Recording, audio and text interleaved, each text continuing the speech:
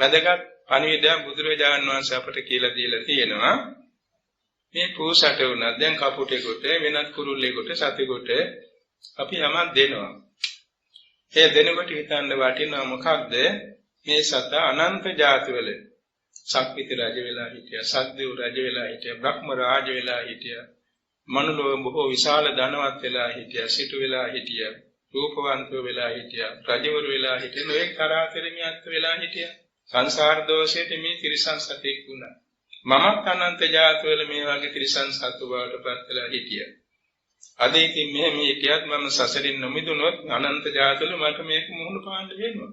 ඒ නිසා මම මෛත්‍රියෙන් කරුණාවෙන් දෙන මේ ආහාරය මේ සතට දිව්‍ය අමෘතයක් වෙලා මොහොගේ සිතේ කුසාසිත පහළ වී හොඳ මනුලොවක කල්යාණ මිත්‍ර ඇසුරේ ජීවත් වෙමින් දාන ආදී දස කුසල් පාරමී පුරාගෙන ගිහිලා සසර දුකින් මිදී නිවන් දකේවා කියලා දෙන්නේ.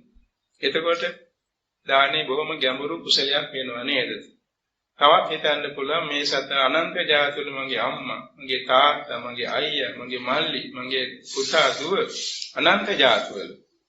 මම අනන්ත ජාතිවල මේ වෙලා තියෙනනේ මේ සතහට මගේ මේ ආහාරය ගණදීමෙන් පරිභෝග කිරීමෙන් කුසාසිත පහළ වෙලා සුගතිගාමී වෙලා දාන ආදී පාරමී පුරාගෙන සසර දුකින් මිදී නිවන් දකීවා කියලා හිතෙනට වටිනවා.